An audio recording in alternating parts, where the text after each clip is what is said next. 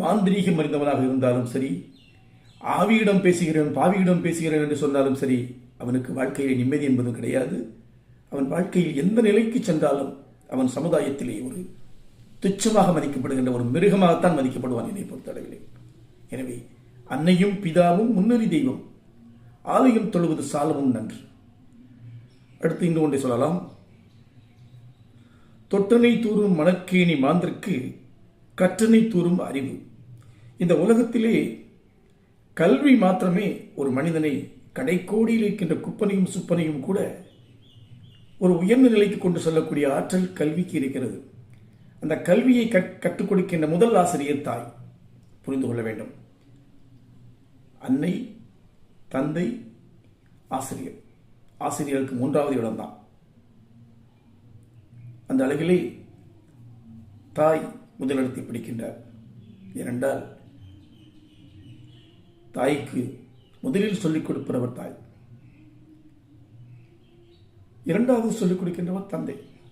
தாயிற் சிறந்த கோவிலும் இல்லை, தந்தை சொல் மிக்க மந்திரம் இல்லை, 1000 உறவிகள் பெருமையில் இல்லை, அன்னை தந்தையே அன்பின் இல்லை. இவ்வளவு அன்னையும் தந்தையும் வழங்கும். கவனிக்கப்பா, பெரிய நாட்டாம பண்ணிக்கிட்டு ஊரில் நான் அவன் பெரிய எனக்கு அது தெரியும் இது தெரியும், உனக்கு என்ன தெரிஞ்சு என்ன புரியும் பிரயோஜனம், உன்னால் அதை செய்ய முடிஞ்சுதாப்பா. ஏன் நாமக்கல் சரி அது வேண்டாம், அந்த பேட்டர் வேண்டாம், அங்கே கூட உன்னால் குப்பு கட்ட முடியலையே. அப்புறம் அன்னையும் பிதாவும் முன்னறி தெய்வம். நீ கடவுளை 1000 கடவுளை போய் கும்பிட்டாலும், நான் சித்தர் மயிறு தயிர்னு சொன்னாலும் அது ஒன்றுமே ஆகாது. முதலில் உன் அன்னையை தொழு, தந்தை சொல் கேள், அப்புறமா நீ வழங்கலாம்.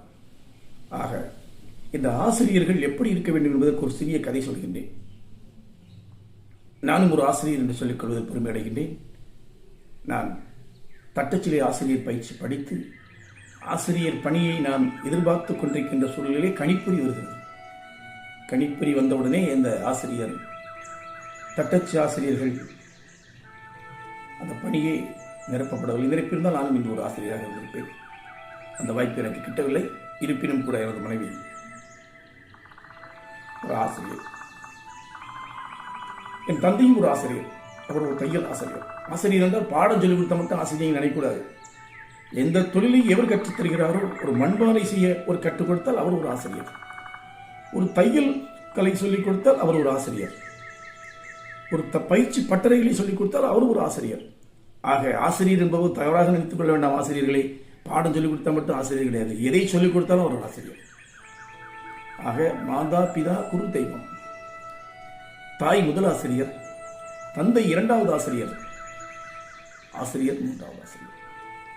ஆக தாயிற் சிறந்த கோவிலும் இல்லை, தந்தை சொல்மிக்க மந்திரம் இல்லை, 1000 உறவில் பெருமைகள் இல்லை, அன்னை தந்தையே அன்பின் உருவை. தாய் இந்த உலகத்தில் உன்னை அறிமுகப்படுத்தியவர், தந்தை இந்த உலகத்தில் உன்னை பிரபலப்படுத்தியவர்.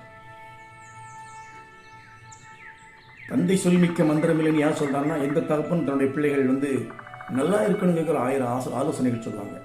அது இன்றைய இளைஞர்கள் பிடிச்சிக்கிட்டீங்களா மேலே போயிருவீங்க. அவர் இருக்கிறாரு போறாரு அப்படின்னு சொல்லிக்கிட்டு இருந்தீங்கன்னா, நீங்கள் பாடி எழுப்பி அவர் இருக்கிறதுட்டே உங்களை எல்லாம் பண்ணுவார். அப்புறமா உங்களை நீங்கள் பார்த்துக்கணும். ஸ்டாண்ட் ஒரு 1 லேக் சொந்த காலில் இருக்கக்கூடிய அளவிலே நீ கற்க வேண்டும். அந்த கல்வி என்பது நீ ஆசிரியரிடத்தில் இருந்தால் கற்றுக்கொள்ள வேண்டும் என்பதில்லை. தாயிடமிருந்து கற்கலாம், தந்தையிடமிருந்து கற்கலாம், நல்ல நண்பர்களிடமிருந்து கற்கலாம், ஏன் ஒரு சிறு குழந்தைகளிடமிருந்து கூட நீ கற்கலாம். எப்பொருள் யார் யார் வாய் கேட்பினும் அப்பொருள் மெய்ப்பொருள் காண்பதறிவு.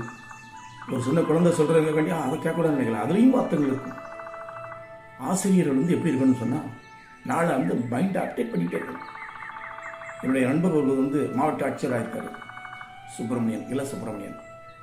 82 85 பிகாம் படித்தார். கூட அவர் ஒரு 15 வருஷத்துக்கு முன்னே மதுரை கலெக்டராக இருந்துச்சார். இப்போ தமிழ்நாடு அளவில் ஒரு நில வள சம்பந்தத்துக்கு ஒரு டைரக்டராக இருக்கார். அவர் ஒரு ஒரு சமீபத்தில் ஆழ்வாக்குறிச்சி காலேஜில் ஒரு சின்ன ஒரு அலுமினி அசோசியேஷன் மீட்டிங்கில் கான்ஃபரன்ஸில் பேசும்போது அவர் சீஃப் கெஸ்ட் அவரை கூப்பிட்டுருந்தார். பேசும்போது ஒரு கருத்தை சொன்னார். நான் எப்படி கலெக்டர் ஆனேன்னு சொன்னால், வேற ஒன்றும் இல்லைங்க, இந்த மாதிரி நான் ஆழ்வாக்குறிச்சி காலேஜில் படித்தேன், அப்புறம் MDT காலேஜில் MCOM படித்தேன், அப்புறமா ஆழ்வாக்குறிச்சி காலேஜில் எனக்கு ப்ரொஃபஸராக ஒரு வாய்ப்பு கொடுத்தாங்க. நான் படிச்சுக்கிட்டு இருக்கும்போது, நாம் சின்ன பிள்ளையாக இருக்கும்போது படிக்கிற காலத்தில் ஆசிரியர்கள் 5 5 12 சொன்னாலும் படிச்சுக்கிட்டு இருப்போம். ஏன்னா அவங்க சொன்னால் சரி. இன்றைக்கும் பாருங்கள், சில சின்ன பிள்ளைகளை பாருங்கள், நம்ம எதாவது சொன்னாலும் நீங்கள் சொன்னது சரி கிடையாது, எங்கள் டீச்சர் அங்கே மிஸ் சொன்னதான் சரி அப்படி தான் சொல்லும் பிள்ளைகள். ஏன்னா அந்த அளவுக்கு ஆசிரியர்கள் மேலே அவங்க நம்பிக்கை வச்சுருக்காங்க. அந்த நம்பிக்கைக்கு பாத்திரமாக நீங்கள் நடக்கணும், அது ரொம்ப முக்கியம். அப்போ அவர் ஆட்சியர் ஆகிறதுக்கு முக்கியம் வந்து பரமகனி காலேஜில் காமர்ஸ் டிபார்ட்மெண்ட்டில் ப்ரொஃபஸராக ஒர்க் பண்ணியிருக்காரு. ஒரு ப்ரொஃபஸராக ஒர்க் பண்ணும்போது மாணவர்கள் கேட்கின்ற கேள்விகளுக்கு பதில் சொல்வதற்காக ராத்திரி படிச்சிருக்காரு. ஏன்னா இப்போ உள்ள மாணவர்கள் வந்து கேள்வி வந்து எதில் கேட்பான் எப்படி கேட்பான்னு தெரியாது. அவர் அக்கௌண்டன்சி காமர்ஸ் டீச்சர். அவர் ஒரு ப்ராப்ளத்தை போய் அக்கௌண்ட் எழுத போட்டாச்சுன்னா உடனே ஒரு பையன் போட்டாங்க சார் அப்படின்னா, சார் அதெல்லாம் நீங்கள் பண்ணுங்க சார், இந்த லைப்ரரி புக் இந்த புக்கை நீங்கள் இந்த ப்ராப்ளத்தை சால்வ் பண்ணுவோம்மா. அப்போ அவர் 4 லட்சம் ராத்திரி விடிய படிச்சுக்கிறார். அப்படி படிக்கும்போது படித்ததுனால அவர் ஐஏஎஸ். சும்மா தான் கலெக்டராக முடியாது. படிப்பு வேணும், திறமை வேணும், ப்ரெசன்ஸ் ஆஃப் மைண்ட் வேணும். இதெல்லாம் இருந்தால் தான் நீங்கள் கலெக்டர் ஆக முடியும். சாதாரணமாக எல்லோரும் நம்ம வந்து அப்படி இப்படி நான் சொல்ல முடியாது. அதற்கு அறிவு வேண்டும், ஆற்றல் வேண்டும், இனியா எண்ணம் வேண்டும், எல்லாம் இருந்தால் கலெக்டர் ஆகிடலாம். ஆக அவர் கலெக்டராக காரணம் என்ன சொன்னார்னா, அவர் ஆசிரியராக இருந்ததுனால ஆரம்பிச்சு சொல்கிறார். அப்போ ஆசிரியருக்கு நீங்கள் புரிஞ்சுக்கணும் எவ்வளோ நாலேஜ் நீங்கள் அப்டேட் பண்ணணும். பையங்கரை கேட்குற கேள்வி 100 கேள்வி கேட்போம், 150 கேள்வி கேட்போம். அந்த கேள்விக்கு நம்ம பதில் சொல்லணும். அப்போ தான் நீங்கள் ஆசிரியர். அதனால தான் ஆசிரியர்களுக்கு வந்து மற்ற டிபார்ட்மெண்ட் சம்பளம் இங்கே கூடுதல் கொடுக்குறாங்க, லீவ் அதிகமாக கொடுக்குறாங்க. அவங்க ட்ரஸ்ட் இருக்கிறனால இப்போ சனிக்கிழமை ஒரு லீவ் அறிவிச்சிருக்காங்க. நல்ல ஒரு வரவேற்பு கொடுத்துட்டோம். அதே மாதிரி எல்லா டிபார்ட்மெண்ட்டுக்கும் ஒரு 2 days லீவ் கொடுத்தா தான் நல்லா இருக்கும். எனவே இந்த ஆசிரியர்கள் அனைவரையும் வணங்குகிறேன். உங்கள் பணியை நீங்கள் சிறப்பாக செய்யுங்கள். நீங்கள் ஏனி தோணி ஊறுகாய். நீங்கள் வாழ்க்கையில் எல்லாரையும் அப்டேட் பண்ணலாம், நீங்கள் அப்டேட் பண்ண முடியுமாங்கிறது தெரியாது. எனவே மீண்டும் ஒரு முறை அனைத்து ஆசிரியர் பெருமக்களும் நன்றி கூறி உங்களிடமிருந்து விடைபெறுவர் தென்றல் தமிழம், தென்காசி மாவட்டம், துளசி நகர் கண்ட